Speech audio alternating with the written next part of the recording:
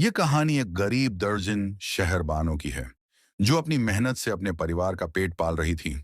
वह एक छोटी सी सिलाई की दुकान चलाती थी और पूरे मोहल्ले में उसकी सिलाई की खूब चर्चा थी।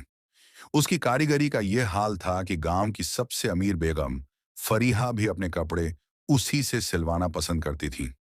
एक दिन शहरबानों ने देखा कि उसके तैयार किए हुए कपड़े दुकान में रखे थे, लेकिन बेगम फरीहा ने उन्हें लेने के लिए किसी को नहीं भेजा था। घर में उसके अब्बा गुलाम अली की तबीयत काफी खराब थी और उसे उनकी दवाइयां खरीदनी थी। मजबूर होकर वह खुद कपड़े लेकर हवेली जा पहुंची। वहां जाकर उसने देखा कि बेगम फरीहा अभी तक नहीं आई थी। वह 1 घंटे तक इंतजार करती रही। फिर आखिरकार बेगम सीढ़ियों से नीचे उतरी। उन्होंने गहरे मैरून रंग की भारी साड़ी पहन रखी थी। गले में सोने का बड़ा हार झूल रहा था और वह नाज नखरे से चलती हुई आ रही थी। उन्होंने शहरबानों को तिरछी नजरों से देखा और तंज भरे लहजे में बोली, इस बार बहुत देर कर दी तुमने साड़ी सिलने में, दर्जन। शहरबानो घबरा गई और तुरंत सफाई दी। बेगम साहिबा, मैंने तो 2 दिन पहले ही सिलाई पूरी कर ली थी। सोचा आपकी नौकरानी ले जाएगी, लेकिन जब वह नहीं आई तो मैं खुद ही ले आई। बेगम फरीहा ने गुस्से से होंठ भींच ली और बड़बड़ाते हुए बोली, उस शाहिदा को आने दो, उसे पूछती हूं। फिर उन्होंने कपड़े एक एक कर देखने शुरू किए। कुछ देर बाद उनका गुस्सा थोड़ा कम हुआ और वे तारीफ करते हुए बोली, सिलाई तो बहुत शानदार की है, पहनकर देखूंगी कि फिटिंग ठीक है या नहीं। शहरबानों ने राहत की सांस ली। उसे लगा कि अब उसे उसकी मेहनत की मजदूरी मिल जाएगी। लेकिन तभी हवेली के एक कोने से शोर उठा। ऐसा लगा जैसे कोई बड़ा हंगामा हो गया हो। सारे नौकर उस ओर दौड़ पड़े। किसी के हाथ में डंडा था तो किसी के हाथ में लाठी। बेगम फरीहा भी बेचैनी से खड़ी हो गई और चौकीदार नजीर को बुलाकर पूछा, क्या हुआ? नजीर ने घबराई हुई आवाज में कहा, बेगम साहिबा, अभी अभी माली सलीम ने बाग में एक बहुत बड़ा काला नाग देखा है। वह एक पेड़ से लिपटा बैठा था। शुक्र है कि सलीम ने उसे देख लिया। जल्दी ही उसे पकड़ लेंगे। इतना सुनते ही हवेली के सब लोग इकट्ठा हो गए। शहरबानो भी घबरा गई, लेकिन उसे अपनी मजदूरी की चिंता थी। वह कांपती आवाज में बोली, बेगम साहिबा, मेरे पैसे दे दीजिए, मुझे जाना है। बेगम फरीहा ने एक नजर उस पर डाली और लापरवाही से बोली, हाँ, मैं शाहिदा के हाथ भिजवा दूंगी। और भी कपड़े सिलवाने हैं तुमसे। शहर बानो की उम्मीदें टूट गईं। वह मायूस होकर हवेली से निकली और खाला फौजिया के घर जा पहुंची ताकि कुछ पैसे उधार ले सके। मगर खाला फौजिया ने उसे तीखी नजरों से घूरा और गुस्से से बोली, हम कोई बैंक नहीं है जो हर बार तुम्हें कर्ज दें। लेकिन उनकी बेटी निगहत आपा दयालु थी। उन्होंने शहरबानों को कुछ पैसे दे दिए। शहरबानों ने कृतज्ञता भरी नजरों से उन्हें देखा और जल्द लौट आने का वादा किया। घर आकर उसने अपने अब्बा गुलाम अली की दवाइयां खरीदी और थोड़ी सब्जी भी ले आई।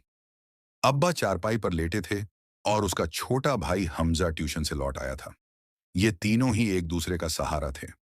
अम्मा का इंतकाल बहुत पहले हो चुका था और अब्बा अब मेहनत मजदूरी के काबिल नहीं रहे थे। अगर शहरबानों के पास सिलाई का हुनर न होता तो शायद वे भूखे मर जाते। रात को जब वह अपने अब्बा को हवेली में अच्छे धारी नाक के दिखने की बात बता रही थी तो उनके चेहरे पर अजीब सा तनाव आ गया। उन्होंने धीमे से कहा, एक दिन तो उसे वापस आना ही था, आखिर कब तक वह बदला लिए बिना रह सकता था? शहरबानो चौंक गई। अब्बा, आप क्या कह रहे हैं?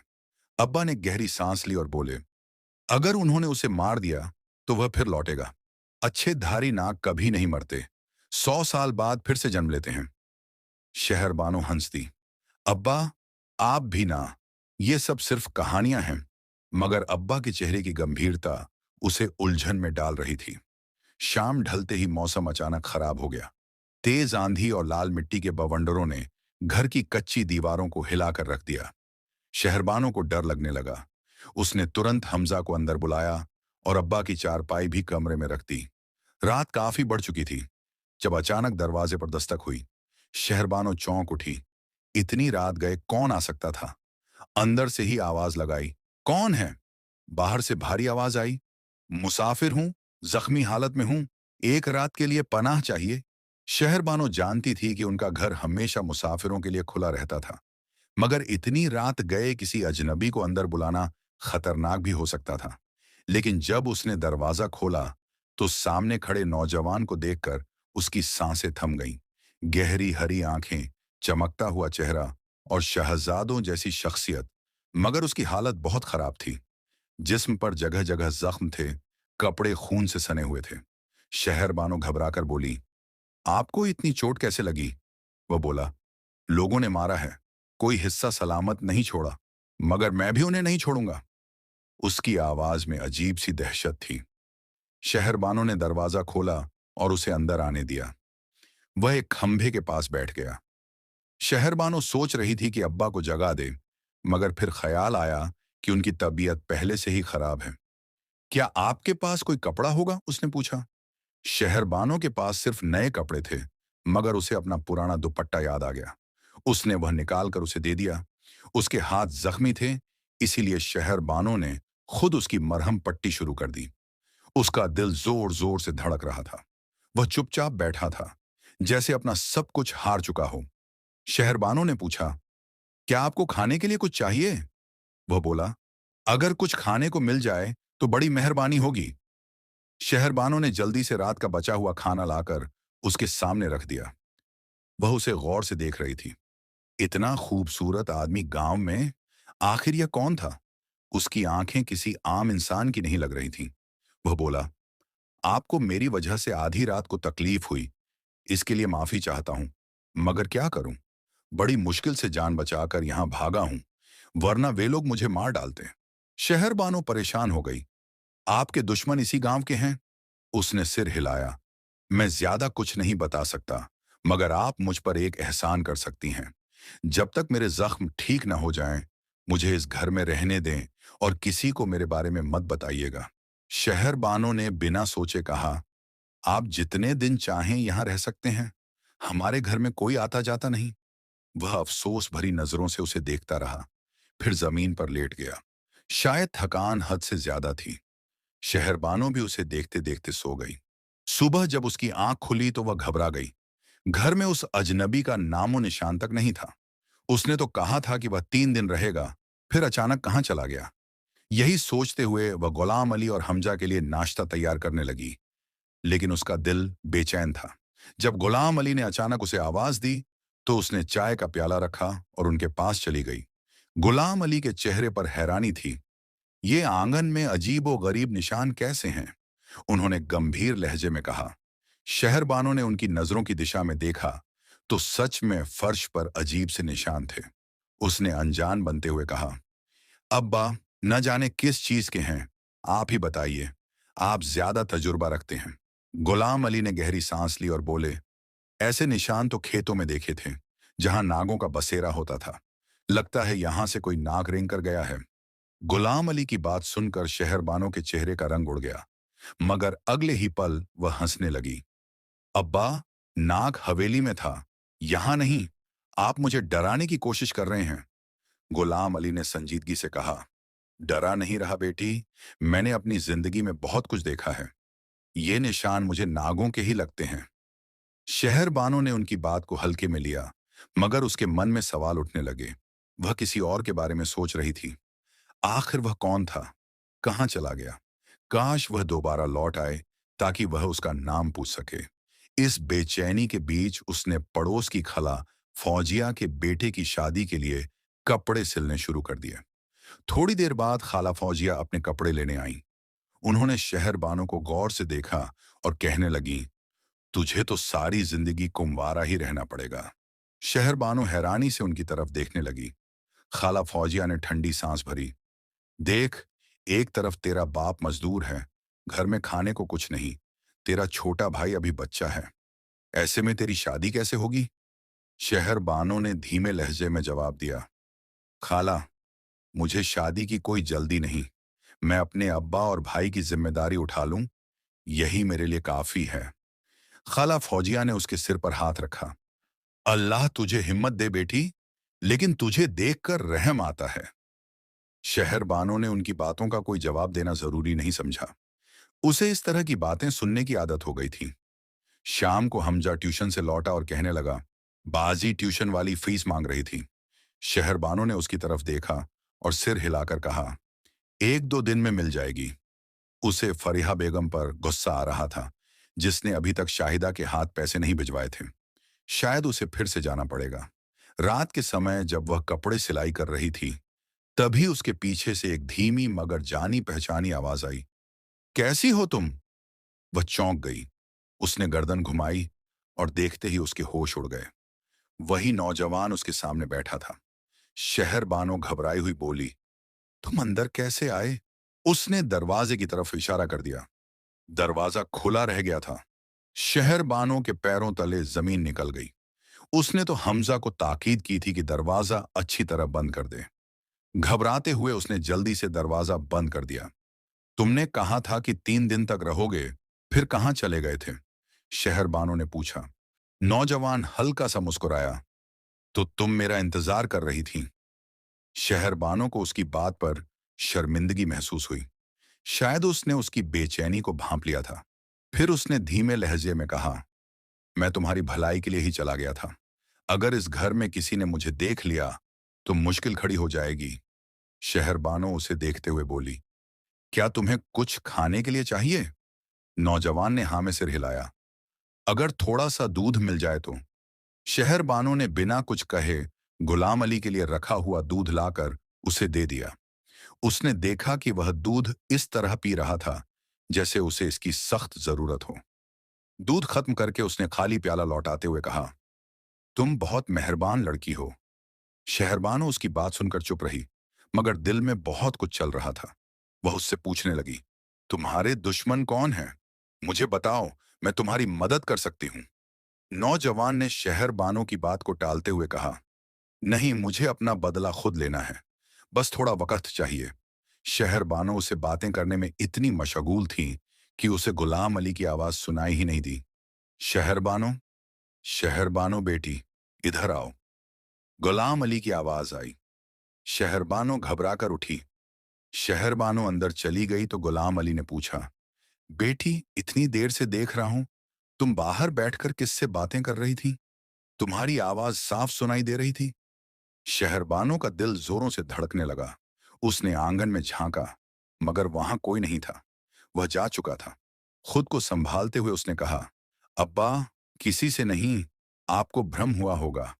गुलाम अली ने बेचैनी से कहा, नहीं, मैंने देखा था। ऐसा लग रहा था जैसे कोई तुम्हारे सामने बैठा है। शहरबानों ने बड़ी मुश्किल से उन्हें यकीन दिलाया कि उन्हें वहम हुआ है। जब गुलाम अली सो गए तो वह दोबारा आंगन में आई, मगर वहां कोई नहीं था। उसे अफसोस हुआ कि वह बिना बताए चला गया था। अगली सुबह जब शहरबानो नाश्ता बना रही थी, तो गुलाम अली की चीखने की आवाज आई, शहरबानो, इधर आओ बेटी। ये देखो, आज फिर वही निशान है। शहरबानो बाहर आई तो देखा कि आंगन में अजीबोगरीब निशान फैले हुए थे।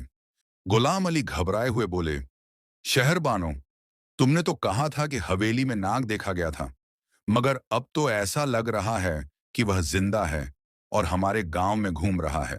गुलाम अली की आंखों में डर था, मगर शहरबानो के चेहरे पर खामोशी छाई रही।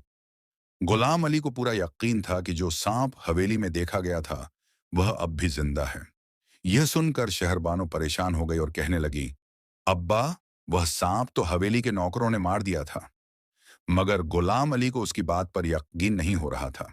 उसी दिन शहरबानो ने गुलाम अली से कहा, बेगम फरीहा ने अभी तक मेरी सिलाई के पैसे नहीं भेजे और मुझे निगहत आपा के पैसे वापस करने हैं, इसलिए मैं हवेली जा रही हूं। उसने खाने का इंतजाम करके खुद ही हवेली की तरफ चलना शुरू किया। रास्ता वीरान और मुश्किल था, मगर उसे महसूस हो रहा था कि कोई उसका पीछा कर रहा है। हवा में एक अजीब सी सरसराहट थी और चारों तरफ घुटन फैली हुई थी। शहरबानो ने पलटकर देखा तो हैरान रह गई। आदिल उसके सामने खड़ा था। उसकी आंखों में वही चमक थी जो हमेशा शहरबानो को बेचैन कर देती थी। वह मुस्कुराकर बोला, जहां तुम जाओगी मैं भी पहुंच जाऊंगा। शहरबानो ने सवालिया नजरों से उसे देखा और बोली, तुम हवेली क्यों नहीं जा सकते? क्या वहां किसी से दुश्मनी है? आदिल ने सिर हिला दिया और बोला, जल्द ही तुम्हें सब पता चल जाएगा, मगर जब तक हकीकत सामने आएगी, हो सकता है कि मैं इस गांव में न रहूं। शहरबानो घबरा कर बोली, खुदा ना करे, तुम हमेशा यही रहो। उसके दिल की धड़कनें तेज हो रही थीं, मगर वह जल्दी से हवेली की तरफ बढ़ गई। जैसे ही वह हवेली पहुंची, बेगम फरीहा ने उसे देखकर कहा, मैं तुम्हारे पैसे देना भूल गई थी। आजकल हवेली में बहुत परेशानियां चल रही हैं। वह सिर थाम कर बैठ गई और शाहिदा को आवाज दी, जाओ मेरे कमरे से पर्स ले आओ। शाहिदा ने गुस्से से शहरबानो को देखा और जब वह बाहर निकली तो पीछे से बोली, तुझे अब भी चैन नहीं? हवेली में इतनी परेशानियां हैं और तू अपने पैसे लेने आ गई? शहरबानो गुस्से से बोली, शर्म किस बात की? मैं घर चलाने वाली हूं। हमारे घर में खाने को कुछ नहीं है। शाहिदा तंजी भरे लहजे में बोली, यहां तो बेगम साहिबा को अपने शौहर और बेटे की फिक्र लगी हुई है। पूरा परिवार खतरे में है। बेगम बार बार कह रही हैं, जिस बात का डर था वही हुआ। 3 दिन से हवेली में किसी ने कुछ नहीं खाया। शहरबानो ये सुनकर और भी परेशान हो गई। आखिर ऐसी कौन सी आफत आ गई थी कि हवेली के लोग खाने से भी दूर हो गए थे? जब वह घर पहुंची तो देखा कि चाचा फजलदीन गुलाम अली के पास बैठे थे। वे हवेली के नौकर थे और अक्सर गुलाम अली से मिलने आ जाते थे। दोनों धीमी आवाज में बातें कर रहे थे। शहरबानो ने सुना कि चाचा फजलदीन कह रहे थे, कल बहुत बड़े सपेरे को बुलाया जा रहा है। वो 7वें गांव में रहता है। 90 साल का हो चुका है। जहां जाता है वहीं बता देता है कि नाक कहाँ छुपा है। शहरबानो यह सब सुन रही थीं और अंदर ही अंदर डर भी महसूस कर रही थी। गुलाम अली कहने लगे, बुरे काम का बुरा नतीजा होता है। उन्हें सोचना चाहिए था कि 20 साल बाद वह फिर लौटेगा और तबाही मचाएगा। अगले दिन यह खबर पूरे गांव में फैल गई कि सपेरा गांव में आ चुका है। पूरा गांव उस नाग को ढूंढ रहा था जो हवेली में घुस आया था और जिसे मारने की कोशिश की गई थी, मगर वह जख्मी होकर कहीं गायब हो गया था। शहरबानो बिस्तर पर लेटी थी कि उसे आंगन में सरसराहट महसूस हुई। उसकी आंखें तुरंत खुल गईं। वह घबराकर बाहर निकली और जो नजारा देखा उस पर उसकी आंखें हैरत से फैल गईं। एक नौजवान आंगन के कोने में सहमा हुआ बैठा था। उसकी हालत देखकर शहरबानो बेचैन हो गई। उसने नरमी से पूछा, तुम कौन हो और यहां कैसे आए हो? नौजवान घबराई हुई आवाज में बोला, मैं दीवार फांद कर आया हूं। अगर ऐसा न करता तो वे लोग मेरी जान ले लेते। शहरबानो को उसकी बात सुनकर चिंता हुई। उसने नौजवान के जख्मों की तरफ इशारा करके पूछा, तुम जख्मी हो? क्या किसी ने तुम पर हमला किया है? नौजवान ने हल्की सी मुस्कान के साथ कहा, मैं बिल्कुल ठीक हूं, लेकिन तुमसे एक बात कहना चाहता हूं। तुम बहुत खूबसूरत हो, बिल्कुल मेरी अमारा जैसी। ये सुनकर शहरबानो चौंक गई। अमारा कौन थी? उसने बेख्तियार पूछा। नौजवान की हरी आंखें आंसुओं से भर आईं। उसने गहरी सांस ली और आहिस्ता से कहा, वह मेरी मोहब्बत थी। तुम्हारी आंखें बिल्कुल उसी जैसी हैं। तुम्हें देखकर बस वही याद आती है। शहरबानो के दिल में एक अजीब सी मायूसी उतर आई। इसका मतलब था कि वह पहले ही किसी और से मोहब्बत करता था। उसने दिल ही दिल में सोचा, मैं तो बस एक गरीब दर्जिन हूं और यह इतना खूबसूरत नौजवान, इसे तो किसी शहजादी के साथ होना चाहिए। खुद को संभालते हुए उसने सवाल किया, तो वह कहां चली गई? नौजवान की आंखों में गहरा दर्द उभरा। उसने तल्खी से कहा, काश वह जिंदा होती, मगर अब वह इस दुनिया में नहीं है। मेरी अमारा को मुझसे छीन लिया गया था। उसका गम मेरी रूह को खा गया है। मैं अंदर ही अंदर जल रहा हूं और अपने दुश्मनों से बदला लेने के लिए बेचैन हूं। वह कुछ पल खामोश रहा, फिर आहिस्ता से बोला, मैं फिर आऊंगा। यह कहकर वह रात के अंधेरे में गायब हो गया। अगले दिन फजलदीन चाचा गुलाम अली के पास आए और बोले, आज सपेरा पूरे गांव में उस झगमी नाग को तलाश करेगा। तुम भी यह तमाशा देखने आना। गुलाम अली पहले तो इनकार करते रहे, मगर जब फजल दीन ने उनके कान में कुछ कहा तो वे फौरन तैयार हो गए। थोड़ी देर बाद वे दोनों बाहर चले गए, मगर जब वापस लौटे तो गुलाम अली बेचैन नजर आ रहे थे। वे बड़बड़ा रहे थे, पूरे गांव में तलाश कर लिया, मगर वह झकमी नाग कहीं नहीं मिला। शहरबानों को हैरत हुई कि उनके वालिद इतने परेशान क्यों थे, मगर अगले दिन जो हुआ उसने सबके होश उड़ा दिए। हवेली का मालिक अपने आदमियों के साथ उनके दरवाजे पर खड़ा था। उसके साथ एक बूढ़ा सपेरा भी था। हवेली का मालिक गुस्से से गरजा, गुलाम अली, तूने उस नाग को अपने घर में पनाह दी है ना? फजल दीन ने यह सब कुछ छुपा कर रखा था, मगर अब उसने सब कुछ बता दिया था। गुलाम अली का सिर झुका हुआ था। मैं कुछ नहीं जानता, उन्होंने धीमे से कहा। हवेली का मालिक हंस पड़ा। अगर मेरी बात सच निकली तो सजा के लिए तैयार रहना। मैं मर्दों को भी कब्र से निकाल सकता हूं। तभी सपेरे की बीन गूंज उठी। अचानक दीवार के पास एक लंबा और मोटा सांप दिखाई दिया। वह झाड़ियों के पीछे जाकर गायब हो गया। पूरा गांव उसके पीछे दौड़ा, मगर वह किसी के हाथ न आया। शहरबानो कांप रही थी। उसने गुलाम अली से पूछा, यह सब क्या हो रहा है? हवेली का मालिक आपसे इस तरह क्यों बात कर रहा था? गुलाम अली ने गहरी सांस ली और बोले, क्योंकि मैं उसके बहुत से राज जानता हूं। शहरबानो हैरान रह गई। तो क्या आप एक सपेरे थे? गुलाम अली ने सिर झुका लिया। यह 20 साल पुरानी बात है। उस वक्त हमारे गांव में मेरी और उस चौधरी की बहुत चर्चा थी। मैं एक बड़ा सपेरा था, लेकिन फिर एक हादसे के बाद मैंने यह काम छोड़ दिया। हमारा गांव एक ऐसी जगह पर था जहां जमीन पर सैकड़ों सांप रेंगते नजर आते थे। उन्हीं दिनों हवेली भी नई नई बनी थी, मगर उसके एक खुफिया कोने में एक नाग जोड़ा भी बस गया था। वे अपनी दुनिया में मगन थे। न जाने वहां कौन सी अल्लाह की इबादत कर रहे थे, लेकिन हवेली के मालिकों ने उन्हें देख लिया। वे उस नाग जोड़े को जान से मारना चाहते थे, क्योंकि सांपों का डर हर इंसान के दिल में बसा होता है। मैं हर वक्त अपने अब्बा के साथ रहता था, और मुझे आज भी वह दिन याद है जब हवेली के मालिक ने अब्बा को बुलाया था। उन्होंने कहा, तुझे इस जोड़े को खत्म करना होगा। अब्बा ने साफ इनकार कर दिया और बोले, हरगिज नहीं, मैं यह काम नहीं कर सकता। अगर एक नाग मारा गया तो उसकी नागिन सदियों तक तुम्हारा पीछा करेगी, और अगर नागिन मारी गई तो वह नाग तुम्हें कभी माफ नहीं करेगा। वह जरूर लौट कर आएगा। अब्बा ने उनकी बात मानने से इनकार कर दिया तो हवेली के मालिकों को काफी गुस्सा आया। उस वक्त तो वे खामोश हो गए, मगर मैं क्या जानता था कि शहर से वापस गांव आते हुए अचानक डेरों के कुछ लोग मुझे अगवा कर लेंगे। वे जबरदस्ती मुझे अपनी हवेली में ले गए और कहने लगे, तू भी अपने सपेरे बाप का बेटा है। अब यहां बीन बजा, हम भी देखते हैं कि वह नाग और नागिन कहां छिप कर बैठे हैं। अब्बा ने इस बात से साफ इनकार कर दिया था। वे उस नाग जोड़े को नुकसान नहीं पहुंचाना चाहते थे, लेकिन चूंकि उन्होंने मुझे कैद कर लिया था, मैं उनकी बात मानने पर मजबूर था। उस रात एक खौफनाक कहानी लिखी गई। जैसे ही मैंने बीन बजानी शुरू की, वे दोनों झूमते हुए बाहर आ गए। वे बहुत कम उम्र और मासूम लग रहे थे।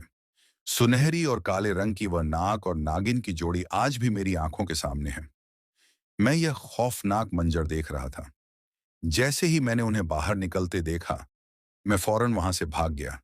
लेकिन मुझे क्या मालूम था कि उस रात वह नागिन अपनी जिंदगी की बाजी हार देगी। हवेली के मालिक के हुक्म जबकि पर उसके नाग अपनी आदमियों ने जान उस बचाने के लिए नागिन न को जाने जान से कहां मार छिप डाला। गया। अब हवेली में जश्न मनाया जा रहा था, क्योंकि हवेली नाग और नागिन की जोड़ी से पाक हो चुकी थी। अब उन्हें किसी खतरे का डर नहीं था। फिर कई साल गुजर गए। अचानक मेरे वालिद का इंतकाल हो गया। मैं अब भी यही काम कर रहा था, लेकिन एक दिन एक जहरीले नाग ने मुझे डस लिया। मैं वहीं जमीन पर गिर पड़ा। शुक्र था कि उस नाग का जहर मेरे पूरे बदन में नहीं फैला, सिर्फ मेरी टांगों को प्रभावित किया। और आज मैं बिस्तर पर पड़ा बेबस हूं। लेकिन आज वह बड़ा आदमी जो हमारे घर आया था, समझ गया था कि हमारे घर में वही नाग मौजूद हैं। उसकी आहटें मैं भी पहचानने लगा था। जब भी तू मुझसे पूछती, अब्बा, जमीन पर ये निशान कैसे हैं, या जब मैं तुझसे पूछता, ये निशान कहां से आए, तो तू हमेशा इनकार कर देती, क्योंकि तुझे पता ही नहीं था कि ये निशान कैसे बने। लेकिन मैं उसकी आहटें और निशान अच्छे से पहचानने लगा था। वह नाग हमारे ही घर में था। मैंने उसकी जान बचाने की कोशिश की, और इसी कोशिश में किसी को कुछ नहीं बताया। मैंने उसे 2-3 बार दीवार पर रेंगते देखा था, लेकिन आज वह यहां से फरार हो गया है। न जाने अब वह मेरा क्या हाल करेगा। मुझे डर है कि कहीं लोग उसे भी मार न डालें, लेकिन वह पहले से कहीं ज्यादा ताकतवर होकर वापस आएगा। जब अब्बा ने मुझे यह कहानी सुनाई, तो अचानक डेरा के आदमी आ गए और गुस्से में कहने लगे, एक बार फिर वह बच निकलने में कामयाब हो गया, लेकिन हम उसे तलाश करके ही रहेंगे। तू पहले की तरह उस नाग जोड़े की जान बचाना चाहता है। तू ही असल में हमारा दुश्मन है। तभी तो तूने उस नाग को अपने घर में छिपा लिया था। अब्बा ने उनकी बात का जवाब देना भी जरूरी नहीं समझा। वे गुस्से में धमकियां देते हुए वहां से चले गए। मैं अब्बा को तसल्ली दे रही थी कि ऐसा कुछ नहीं होगा। जब हमने कुछ किया ही नहीं, तो फिर लोग हमारा कुछ नहीं बिगाड़ सकते। अब्बा के चेहरे पर भी कोई चिंता या गम नहीं था। रात को मैं सिलाई मशीन पर बैठी अपने कपड़े सी रही थी, जब अचानक मुझे अपने पीछे किसी आहट का एहसास हुआ।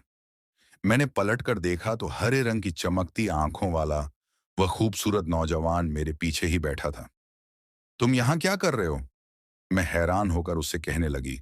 वह कहने लगा, मैं तुमसे आखिरी बार मिलने आया हूं।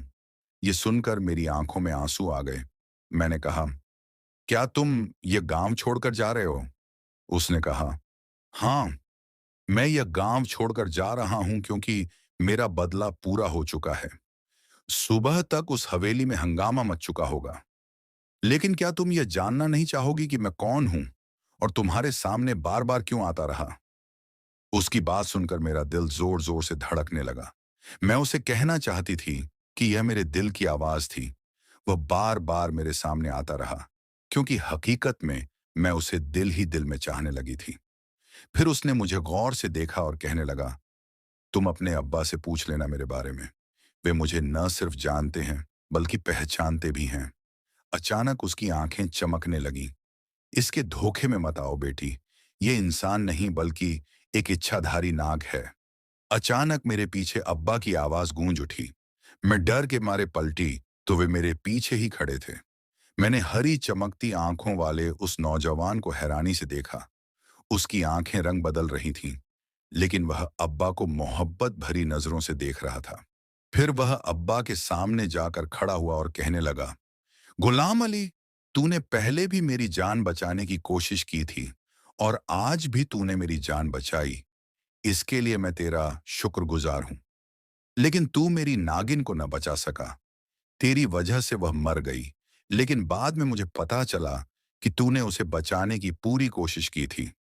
मुझे अफसोस है कि मैंने अपना जहर तेरे जिस्म में छोड़ दिया था, लेकिन तू बच गया। ये तेरी खुशकिस्मती थी। अब मैं जा रहा हूं।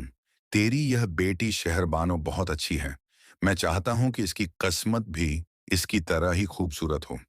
मैंने तेरे साथ जो किया उसका बदला तो नहीं दे सकता, लेकिन जाते जाते तुम्हारे घर में एक चीज छोड़कर जा रहा हूं, जो तुम्हारे लिए और तुम्हारी बेटी के लिए सबसे बेहतरीन साबित होगी। ये कहकर उसने आखिरी नजर मुझ पर डाली और अचानक ही नाग बनकर इस घर से यूं रेंगता हुआ चला गया, जैसे वह कभी आया ही नहीं था। मैं वहीं स्तब्ध खड़ी रही। मुझे अब तक यकीन नहीं आ रहा था कि मेरे सामने आने वाला वह खूबसूरत नौजवान, जो हमारे ही घर में हर वक्त मौजूद रहता था, दरअसल एक इच्छाधारी नाग था। मैं अब भी सदमे में थी कि अब्बा ने मुझे कंधे से हिलाकर अपनी ओर ध्यान दिलाया। उधर हवेली के मालिक की मौत हो चुकी थी। किसी जहरीले नाग ने उसे डस लिया था। यह खबर सभी के लिए बहुत बड़ी थी। फिर उस दिन अब्बा कहने लगे, हम यह गांव छोड़कर चलते हैं, इससे पहले कि लोग इल्जाम हम पर लगा दें। अब्बा परेशान थे। मैं जल्दी जल्दी घर का सारा सामान समेटने लगी, लेकिन अचानक मेरी नजर एक चमकदार खूबसूरत चीज पर पड़ी। मैंने जैसे ही उसे उठाकर देखा, अब्बा तुरंत उसे पहचान गए। यह हीरा है जो नाग हमारे लिए छोड़कर गया है। मुझे यकीन नहीं हुआ। अब्बा ने उसे संभाल कर अपनी हथेली पर रखा और फिर एक सफेद कपड़े में लपेट लिया। हमने वह गांव छोड़ दिया और शहर में आकर अपनी नई जिंदगी की शुरुआत की। उस नाग के दिए हुए हीरे ने हमारी जिंदगी बदल दी। उसकी कीमत करोड़ों में थी। शहरबानों की जिंदगी बदल चुकी थी। वह जो कभी गरीबी के दिन देख चुकी थी, अब एक सफल बुटीक की मालिक थी। अब्बा की तबीयत बेहतर हो गई थी। हमजा एक अच्छे स्कूल में पढ़ रहा था और उनके दिन खुशहाली से गुजर रहे थे। मगर एक चीज अब भी वैसी ही थी, शहरबानों का दिल। वह सब कुछ हासिल कर चुकी थी, मगर उसका दिल आज भी बेचैन था। वह अक्सर रातों को जागकर खिड़की से बाहर देखती, जैसे किसी का इंतजार कर रही हो। गुलाम अली अक्सर शहरबानों से कहते, बेटा, अब तू भी शादी कर ले, अपनी जिंदगी का नया आगाज कर। लेकिन वह कैसे कहती कि उस सब्ज आंखों वाले आदिल ने उसके दिल को अपने कब्जे में कर लिया था। भले ही वह एक नाग था, लेकिन वह उसकी जिंदगी में आने वाला पहला शख्स था जिसे शहरबानो ने मोहब्बत की थी। फिर एक रात जब वह बुटीक से घर लौट रही थी, रास्ते में अचानक हवा के झोंके के साथ एक साया उभरा। सामने एक लंबा रहस्यमय शख्स खड़ा था। उसकी सब्ज आंखें चमक रही थीं। शहरबानो का दिल जोर से धड़का। क्या तुम मुझे पहचानती हो? वह नर्म आवाज में बोला। शहरबानो की सांसें रुकने लगीं। ये वही आवाज थी, वही आंखें जो वह सपनों में देखती थी। तुम, वो मुश्किल से बोल पाई। तुम वही हो जो मेरी जिंदगी में आया था, फिर चला गया। वह मुस्कुरा दिया। मैं गया था मगर हमेशा के लिए नहीं। तुम्हारी मोहब्बत मुझे वापस ले आई। शहरबानो का दिल तेजी से धड़कने लगा। वह अब भी हैरान थी कि आखिर यह हकीकत है या कोई ख्वाब। मैंने अपना बदला ले लिया था, मगर तुम्हारे बिना अधूरा महसूस करता रहा। मैंने अपनी ताकतों को त्याग दिया है। मैं अब वह नहीं रहा जो पहले था। अब मैं सिर्फ एक आम इंसान हूं। यह सुनते ही शहरबानो की आंखों में आंसू आ गए। अगर तुम सच में इंसान बन चुके हो, तो क्या तुम हमेशा मेरे साथ रहोगे? उसने धड़कते दिल से पूछा। हाँ, अगर तुम मुझे कबूल कर लो। शहरबानो ने खामोशी से अपनी नजरें झुका लीं, और जब उसने दोबारा नजर उठाई तो मुस्कुरा दी। मैं तुम्हें पहले ही कबूल कर चुकी हूं। चांदनी रात में सब्ज आंखों वाले उस रहस्यमयी शख्स ने शहरबानो का हाथ थाम लिया। अब कोई डर, कोई शक, कोई सवाल बाकी नहीं रहा था। एक कहानी जो इंतकाम से शुरू हुई थी, मोहब्बत पर खत्म हो चुकी थी। अंत। मज़ीद दिलचस्प कहानियों के लिए मैग्नेटिक नॉवेल्स को सब्सक्राइब करें और अपनी कीमती राय दें।